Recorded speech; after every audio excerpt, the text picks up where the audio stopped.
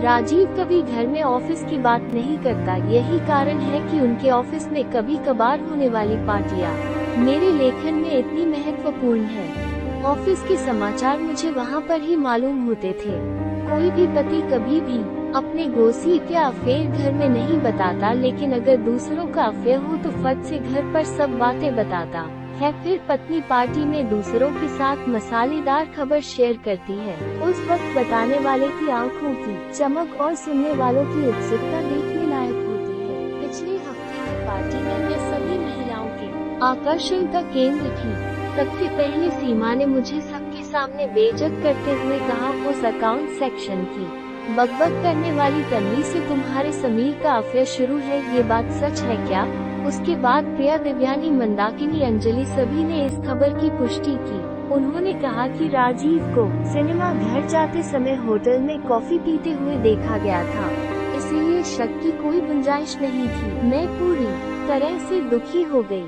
मैं यहाँ ये दिखाने में सफल रही कि इस खबर का मुझ पर कोई असर नहीं हुआ। मुझे उनकी सलाह और हमदर्दी नहीं चाहिए थी, इसलिए मैं सीधे शौचालय में चली गई। वहाँ एकांत में मेरे मन में दो बातें घटित हुई। किसी भी तरह से ऐसे मामले में पति के साथ लड़ने से कोई फायदा नहीं होगा, हमेशा लड़ाई का असर उल्टा होता है। दूसरी बात, ऐसे में रोने से कोई फायदा नहीं होगा, फिर कुछ अलग चाल चलनी पड़ेगी। मैं वॉशरूम से निकलकर पार्टी हॉल में उनके मामले की गंभीरता का अंदाजा लगाने गई। तभी मैंने राजीव और तन्वी को हॉल के एक कोने में मैंने दोनों को हंसते और बातें करते देखा।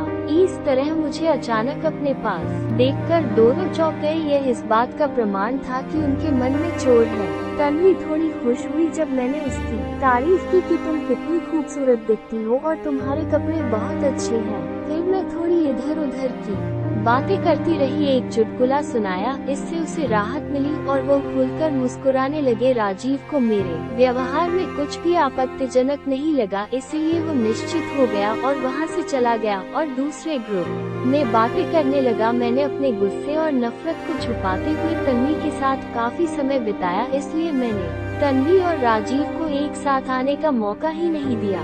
मैंने तन्वी को बहुत बार कहा कि एक बार घर पर आओ ना।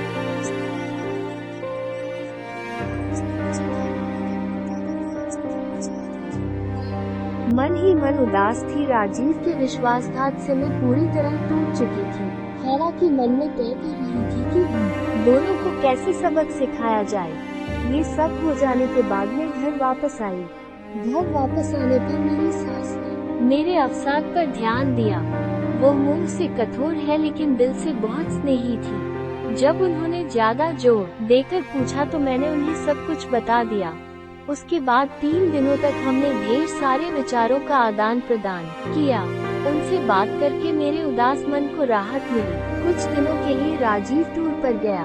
मैंने बिल्कुल ठीक शनिवार चुना और सुबह करीब 9 बजे तन्वी के घर पहुंची। तन्वी ने मुस्कुराकर मेरा स्वागत किया, लेकिन उसकी आंखें चिंता और आश्चर्य से भरी थी। अरे समय था तो इसलिए मिलने चली आई। मुझे तुम्हारी याद आई तो इसलिए आई, सोचा नई सहेली को मिलाए, इसलिए तुम्हारा घर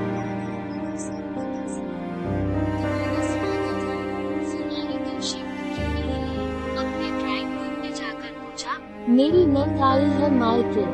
उनके 2 बेटों के साथ खेल रहा था। क्या लोगी, चाय या कॉफी? चाय चलेगी तन्वी। अरे रिक्शे से उतरते वक्त कमर में मोच आ गई, थोड़ा लेट जाऊं क्या?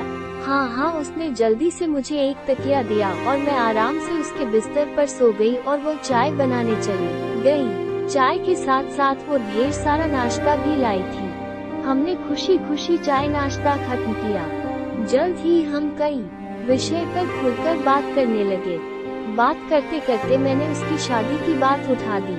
शादी की बात करते ही वह और डर गई। मैंने उससे पूछा, क्या तुम लव मैरिज करोगे या अरेंज मैरिज? इस सवाल पर वो बौखला गई।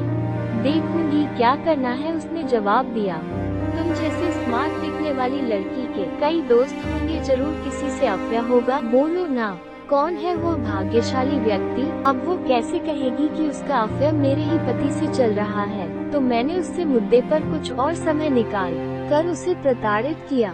मुझे बहुत मजा आ रहा था। तभी मेरे मोबाइल फोन पर 2 कॉल आए, एक मेरी सास का और दूसरा मेरे बीसी की सहेली का था। मैंने उन दोनों से कहा कि मैं अब तन्वी के घर आई हूँ। मुश्किल से आधा घंटा बीता था, तभी मेरे सास, मेरी नंद मीनाक्षी, उनके दोनों बच्चे और शिव सभी तन्वी के घर में दाखिल हुए। बच्चे सीधे टीवी की ओर बैठे और वो कार्टून चैनल लगा कर देखने लगे।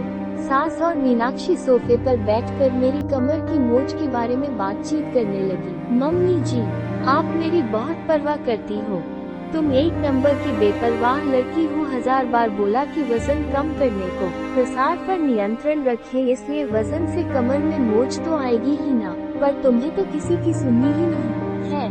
सास का ऐसा रूप अवतार को देखकर तन्वी डर गई थी। भाभी की आंखें तब खुलेगी जब राजीव भैया एक खूबसूरत तितली के पीछे पीछे चलेगी, मीनाक्षी ने कहा।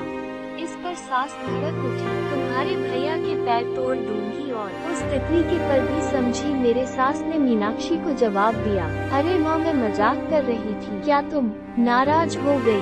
फिर मूर्खों जैसी बात क्यों कर रही हो? तन्वी अपनी उंगली या एक दूसरे में उलझा कर जमीन की तरफ नजर झुकाए खड़ी थी। मेरी सास की तरफ उसकी देखने की हिम्मत नहीं हुई। सास मुझे और मीनाक्षी को कहने लगी कि आज की लड़की में ना तो समझ है और न ही सब अपने गृहस्थी की देखभाल करने की अकल भी नहीं होती। फालतू में इसके उसके लफड़े में पड़ना और प्रेम विवाह करना ठीक है क्या? जिस रास्ते पर आपका काम नहीं है उस रास्ते पर क्यों चलना?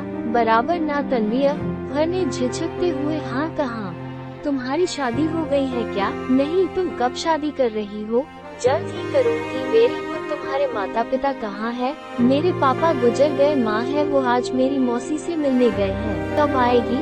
शाम को आने वाली है, मैं उनसे मिलने आऊंगी कभी। सोनाली, तुम यहाँ ही रुकने वाली हो क्या? कमर की मौज कैसी है अब तुम्हारी? माँ, दर्द तो बढ़ गया, बहुत दर्द हो रहा है, डॉक्टर को बुलाए क्या? नहीं नहीं, मैंने डरने का नाटक किया। और कहाँ तन्वी, तुम्हारे पास आयोडेक्स है क्या? हाँ है ना, लाती हूँ, बोलकर तन्वी जल्दी से अंदर गई। मैंने उससे आयोडेक्स लगवाया। मेरी सास तन्वी को जवान लड़कियों ने कैसे बर्ताव करना चाहिए इस पर लेक्चर दे रही थी। मीनाक्षी जानबूझकर छेड़ने के लिए मजबूर कर रही थी। ऐसा माहौल था कि दोनों किसी भी क्षण लड़ने लगेंगे। उस माहौल में तन्वी का तनाव बढ़ गया था। तभी दरवाजे की घंटी बजी। मीनाक्षी ने जाकर दरवाजा खोला। जब वो लौटे तो उसके साथ विसी समूह के मेरी 3 सहेलियां शालू, रूपाली, मीनाक्षी थी।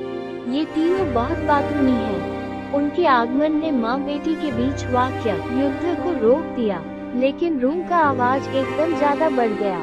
अपनी नई सहेली से सेवा करवा रही हूँ क्या? सोनाली, रूपाली ने आंखें फैलाकर कहा और सभी हंस पड़े। तन्वी तुम्हारे बारे में बहुत सुना है सोनाली से। सोनाली हमेशा तुम्हारे बारे में बोलती रहती है, देखो उसके दिल में बैठकर हमें वहाँ से मत भगाना। शालू ने तन्वी के कंधे पर हाथ रखते हुए कहा। हम अपने नई दोस्ती की नींव को मजबूत करने के लिए गर्मा गर्म समोसे, जलेबी, ढोकला लेकर आए। मनीषा ने इतने बेपरवाह अंदाज में कहा कि तन्वी को हंसना आया। अपना परिचय देने के बाद तीनों साहस पूर्वक रसोई में घुस गए। आयोडेक्स को अपनी जगह रखकर हाथ धोकर तन्वी रसोई घर में गए तो उनकी चाय बनकर रेडी थी। लेकिन एक बात सच है कि सब कुछ तन्वी के घर में था और घर में अपनी जगह पर थी। शालू ने बच्चों के लिए फ्रिज से जूस का जग निकाला। हम सब चाय, समोसे, जलेबी या खाकर मजे में गपशप कर रहे थे। तन्वी के फ्लैट में ऐसा हंगामा कभी नहीं हुआ होगा। मेरी सहेलियों ने तुरंत तन्वी से दोस्ती कर ली। तन्वी भी उनसे बहुत खुलकर बात भी कर रही थी, जैसे वो पुराने परिचित हो। शालू ने शरारत भरे अंदाज में कहा कि सोनाली, तन्वी से दोस्ती करने से तुम्हें जरूर फायदा होगा। मैंने कुतूहलवश पूछा, कौन सा फायदा? अरे, राजीव के ऑफिस में होने से तन्वी तुम्हें वहाँ की सारी बातें बराबर बताएगी। मतलब अगर तुम्हारे राजीव का वहाँ किसी से अफेयर हुआ तो ये तुम्हें तुरंत बता देगी। अरे हाँ, सच में तन्वी, तुम मेरी आंखें बनकर राजीव पर ध्यान रखोगी? मैंने बहुत प्यार से तन्वी को कहा। तन्वी के गाल एकदम गुलाबी हो गए। उसने जवाब नहीं दिया, सिर्फ सिर हिला दिया और फिर वो टेबल पर का सामान समेटने लगी। रूम का फैला हुआ सामान निपटाने वाली थी कि तभी मेरे ससुर वहाँ आ गए। उनके आते ही माहौल बदल गया। मेरे ससुर बहुत स्ट्रिक्ट थे।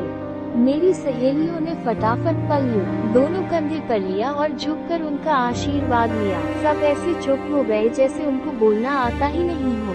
बहू घर चलने की स्थिति में हो या एम्बुलेंस बुलाए। उन्होंने गंभीरता से मुझसे पूछा, चलूंगी पापा? मैं नम्रता से बिस्तर से नीचे उतरी।